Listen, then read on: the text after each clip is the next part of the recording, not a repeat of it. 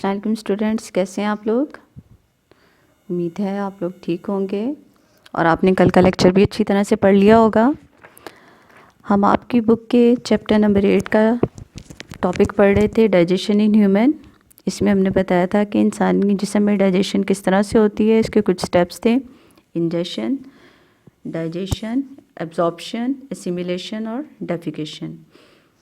इसके बाद हमने बताया था कि खुराक की नाली को एलिमेंट्री कैनाल कहते हैं। एलिमेंट्री कैनाल के कुछ हिस्से होते हैं: oral cavity, pharynx, larynx, pharynx, उसके बाद oesophagus, stomach, small intestine, large intestine. इसके अलावा कुछ ग्लैंड्स होते हैं जो अपनी सिक्रीशंस को ऐड करते हैं ताकि डाइजेशन का प्रोसेस आसान हो जाए। इनमें से 3 पेयर्स ऑफ स्लाइवरी ग्लैंड्स थे जो हमारे माउथ में होते हैं। पैनक्रियाज भी अपनी सिक्रीशन देता है, लीवर अपनी सिक्रीशन देता है। हम एज्यूम करते हैं डाइजेशन को समझने के लिए कि हमने रोटी का एक नवाला मटन के साथ अगर लिया है तो वो किस तरह से हमारी बॉडी में डाइजेस्ट होकर जज़ब होगी। रोटी कार्बोहाइड्रेट है, ये डाइजेशन के बाद सिंपल शुगर में कन्वर्ट होगा। इसी तरह मटन प्रोटीन है जो ब्रेक होकर अमाइनो एसिड में कन्वर्ट हो जाएगा। और इस खुराक के साथ ही अगर विटामिन, सॉल्ट्स और जो वाटर था वो भी डाइजेस्ट होके एंड पर हमारे सेल्स में एब्जॉर्ब हो जाएगा।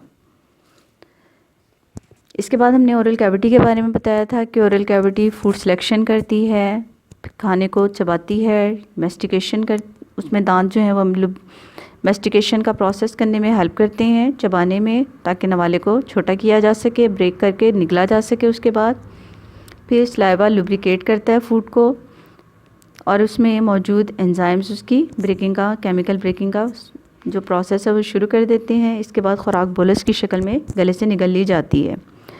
इसके बाद अगला जो स्टेप आता है वो काम फेरिंक्स हमारी करती है। फेरिंक्स वो गले के अंदर वो कॉमन ओपनिंग है जहाँ पे सांस की नाली आगे की तरफ होती है और खुराक की नाली पीछे की तरफ है। ये आप इस तस्वीर में देख सकते हैं। गले में ये फेरिंक्स का हिस्सा दिखाया गया है। फेरिंक्स में आगे की तरफ सांस की नाली, पीछे खुराक की नाली है।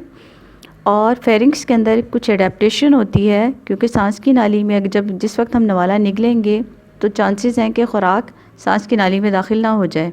अगर दाखिल हो जाती है तो हमारी सांस लेने में हमें दिक्कत होगी, गला चौक हो जाएगा, हमारी सांस की जो नाली है वो चौक हो जाएगी, सांस रुक सकती है। कुदरत ने इसमें कुछ एडेप्टेशन कर दी है।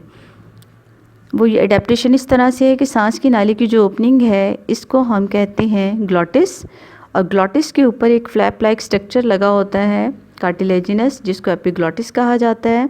जिस वक्त हम नवाले को निगलने लगते हैं तो एपिग्लॉटिस हॉरिजॉन्टल पोजीशन में आ जाता है और ग्लॉटिस को यानी ओपनिंग को बंद कर देता है। सांस की नाली की ओपनिंग बंद हो जाएगी और नवाला जो है वो स्लिप होकर इसोफेगस में दाखिल हो जाएगा।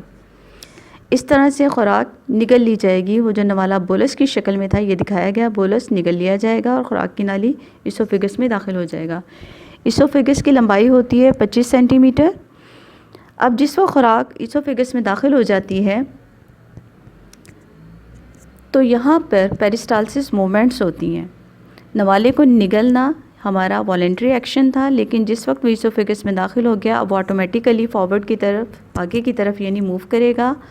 आगे की तरफ मूव करने के लिए खुराक की नाली जो बनी हुई है मस्कुलर टिश्यूज़ से बनी हुई है, उसके मस्कुलर टिश्यूज़ के अंदर कॉन्ट्रैक्शन और रिलैक्सेशन का प्रोसेस होगा। ये आप देख सकते हैं यहाँ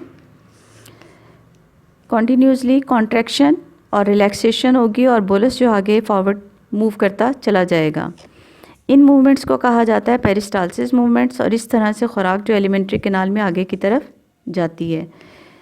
इसी का अगर रिवर्स हो जाए, कोई हमारे कोई प्रॉब्लम हो जाए, हमें कोई इन्फेक्शन हो जाए स्टमक में, तो एंटी पेरिस्टालसिस मूवमेंट होती हैं जिसकी वजह से खुराक चूँकि हमारा स्टमक काम नहीं कर रहा होता तो एंटी पेरिस्टालसिस मूवमेंट्स होती है और वॉमिट हो जाती है हमें, और खुराक आगे जाने की बजाय बाहर की तरफ धकेल दी जाती है।